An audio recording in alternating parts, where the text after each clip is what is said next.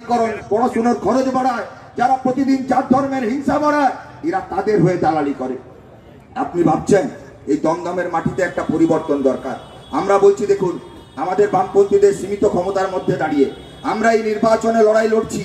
আমরা বলছি গোটা দেশে, আর আপনি যদি বিজেপির বিরুদ্ধে রাজনৈতিক নীতির লড়াই লড়তে চান, তাহলে ছায়াসঙ্গী ওই মমতা, বিজেপির ছায়াসঙ্গী মমতাকে দিয়ে বিজেপির বিরুদ্ধে এই লড়াই লড়া যাবে না। যদি মমতা বন্দ্যোপাধ্যায় বিজেপি বিরোধিতায় সৎ হতেন, তাহলে এখানে দাঁড়িয়ে কথা বলতেন। বন্দ্যোপাধ্যায় সংখ্যালঘু দরদি হতেন, তাহলে আনিস খানকে মাঝরাত্রে পুলিশ পাঠিয়ে খুন করতেন না। যদি মমতা বন্দ্যোপাধ্যায়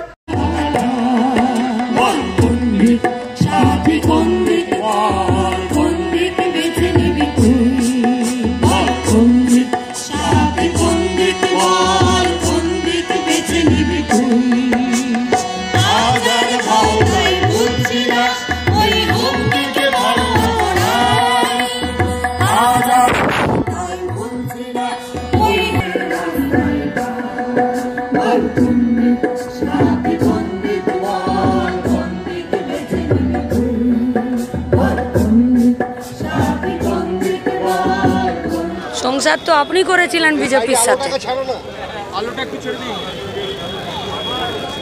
হঠাৎ করে একদম নির্বাচনের শেষে এই কথাটা বলার কারণটা কি? পায়ের নিচের জমি হারালে এরকমই হয়। গায়ে বলে চাষের সময় গরু হারিয়ে গেলে চাষি মাকে বউ আর বউকে মা বলে ফেলে। দিদি, মঞ্চে আপনি বলে 15 বছর পর সাংসদ সৌগত রায় বাস দিয়ে ড্রেন খোঁচাচ্ছে। আমি বলিনি, আর টিভিতে দেখিয়েছে, আপনারা দেখিয়েছেন।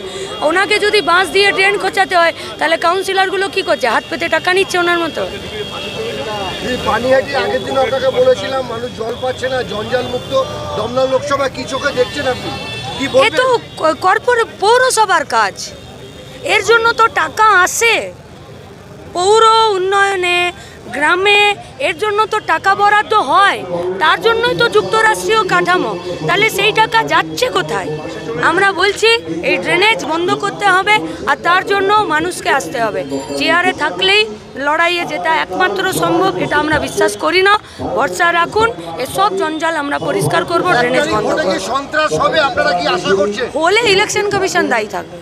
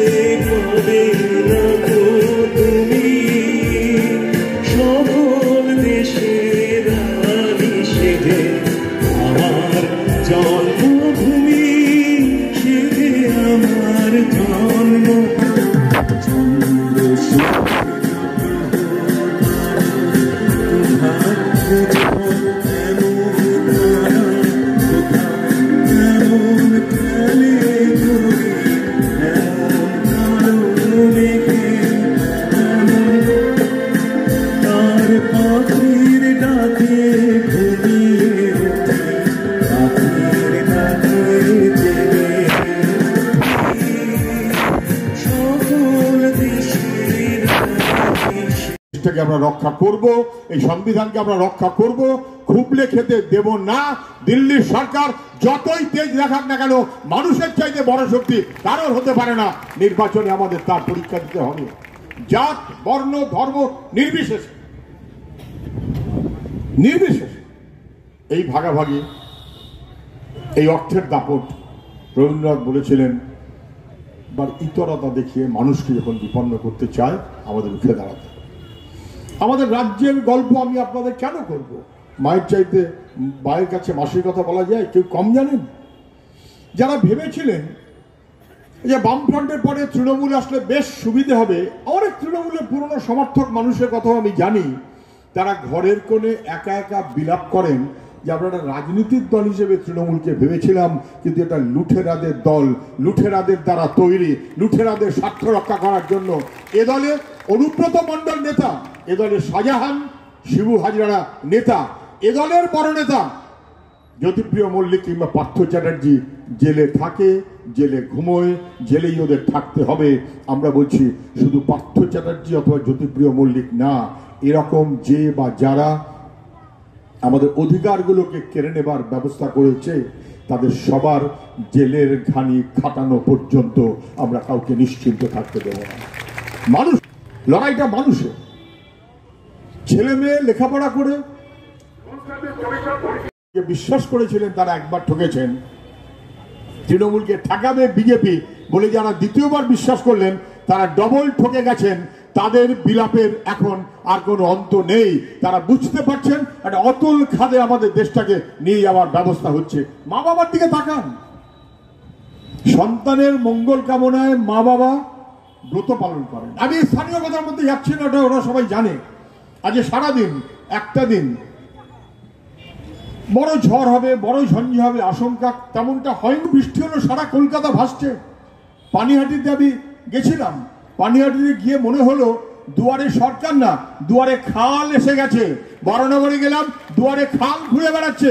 সেই খালের মধ্য দিয়ে আর কত কিছু আসবে আমি জানি না। আমি শুনলাম সাংবাদিকরা বলছিলেন আমাদের এমপি তিনি নাকি হঠাৎ একটা বাঁশ নিয়ে খোঁচাখুচি করছিলেন। কি ব্যাপার, তিনি নাকি জল বার করবেন। আমি বলছি জল বার করাটা 15 বছরের এমপির কাজ হতে পারে না। 15 বছরের এমপির কাজ, ওদের জল বার করা যায় না, ওটা ফটোশুট হয়।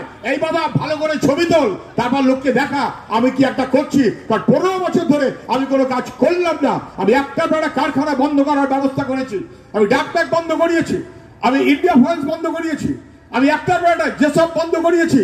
গোটা বাংলার সর্বনাশ হয়েছে জানেন সবাই। পানিহাটি, দমদম, খড়দা, ভেতরের হাল কি সবাই জানে।